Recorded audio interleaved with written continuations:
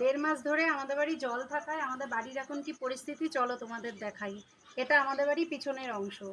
দেখো এইসব জায়গা সব হাঁটু অবধি জল ছিল।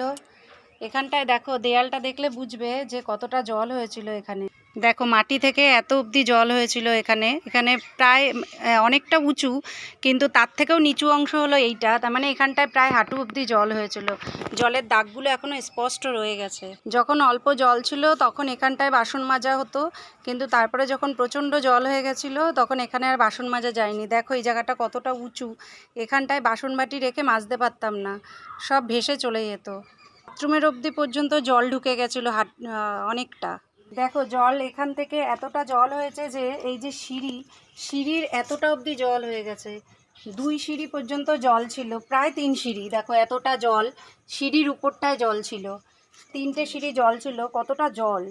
দেখো সিঁড়ি দিয়ে নেমে, এটা আমাদের একটা উঁচু জায়গায়, এখানে আমাদের সহজে জল জমে না কোনো বছর, কিন্তু এবছর এত বৃষ্টি হয়েছে যে এর উপরেও জল উঠে গেছে। এখানে 3টে বড় বড় পেঁপে গাছ ছিল, গাছ 3টেই মরে গেছে। 2টো তো আগেই মরে গেছিলো, আর একটা অনেক বড় গাছ, সেটা কয়েকদিন বাদে মারা গেছে। এই পাশে তো আসাই হতো না, এখানে হাঁটুর উপরে জল ছিল, আসা হতো না। দেখো এখন এই গাছটার এখানে বোঝা যাচ্ছে যে কতটা জল, হাঁটুর উপরে জল, পা দিয়ে মাপলে বোঝা যাবে যে কতটা জল। চলো 1.5 মাস এখানে আসাই হয়নি, এখন জল শুকিয়ে যায়। দেখাই তোমাদের এখানটার অবস্থা।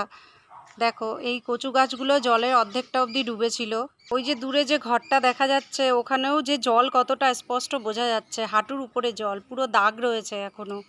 এসব জায়গায় জল যখন প্রচুর হয়েছিল তখন এসব জায়গা আর আসা যায়নি। এটা আমাদের আরেকটা কলপার, সেখানে আমরা বাসন মাজা হতো, কিন্তু জল হওয়ায় এখানে আর আসা হয়নি। এখানেও এতটা উঁচু কলপার, এখানেও প্রায় পায়ের পাতা থেকে 1 বিঘত অবধি জল ছিল। তাই এপাশটায় এই জায়গাটা এতটা নিচু বলে এপাশটায় আসাই হতো না আমাদের। প্রায় কোমরের নিচ অবধি জল। এখান থেকে এই জায়গাটা কতটা উঁচু, তাই এখানটায় জলে ভরে গেছিলো। এই পিছনটায় কতটা জল হয়েছে দেখলে বুঝবে। এই যে এতটা গাথা রয়েছে, এই গাথার উপরে যে এই তক্তা পাতা আছে, এর উপরে আমাদের মোটরটা ছিল, কিন্তু এতটা জল হয়েছে যে এই তক্তার উপরেও আরও একটা চৌকি মতো দিয়ে তারপরে মোটরটা রেখে কাজ করতে হয়েছে। মোটরে জল ঢুকে যাওয়ায় 2 দিন পুরো মোটর চালানো যায়নি। চলো আরেকটু পিছনে গিয়ে দেখাই তোমাদের।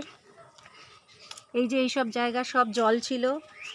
দেখো এখানে এতটা জল ছিল যে 2টো বড় বড় কাঁঠাল গাছ মরে গেছে। এই যে একটা গাছ, আর এই যে একটা গাছ, 2টো গাছই মরে গেছে। এখানে অনেকগুলো কলা গাছ ছিল, সে গাছগুলোও মরে গেছে। যখন প্রচুর জল হয়েছিল তখন এসব দিকে আমরা আর আসতে পারিনি, কারণ এখানে কোমরের নিচ অবধি জল ছিল। কোনো রকমে ঘরের মধ্যে থাকা হতো। ঘরের চারদিকেই পুরো দ্বীপের মতো ছিল ঘরটা, চারদিকে পুরো জলে ভরা ছিল। চলো এপাশটা দেখাই এবার।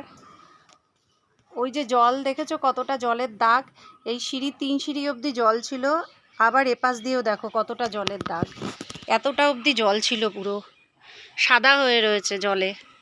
আর এই জায়গাটা তো একটু উঁচু, এখান থেকে এই জায়গাটা আরও নিচু যেখানে আমি দাঁড়িয়ে আছি, তাহলে কতটা জল হতে পারে, প্রায় কোমরের নিচ অবধি জল ছিল।